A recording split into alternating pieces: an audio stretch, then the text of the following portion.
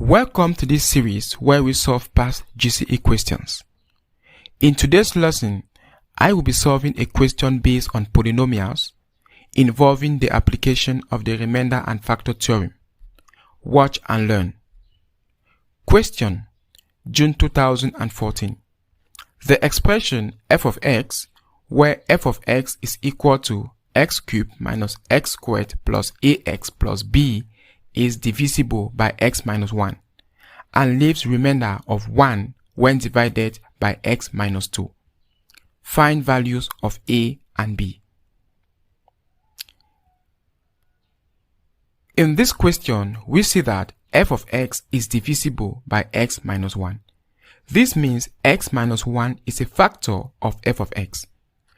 So we can apply the factor theorem.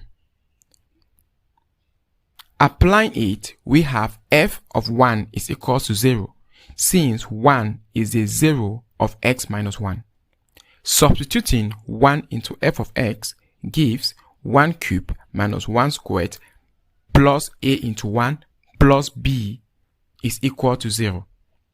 Simplifying gives a plus b is equal to 0. Also, f of x leaves remainder 1 when divided by x minus 2. So in this question, we need to apply the remainder theorem. Given f of 2 is equal to 1, since the 0 of x minus 2 is 2. Substituting 2 into f of x gives 2 cubed minus 2 squared plus a into 2 plus b is equal to 1. This simplifies to 8 minus 4 plus 2a plus b is equal to 1. So 2a plus b is equal to negative 3. Now solving equation 1 and equation 2, we have a plus b is equal to 0 and 2a plus b is equal to negative 3.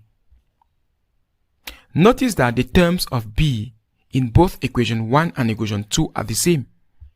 So we can solve this using the elimination method. Subtraction will do the elimination.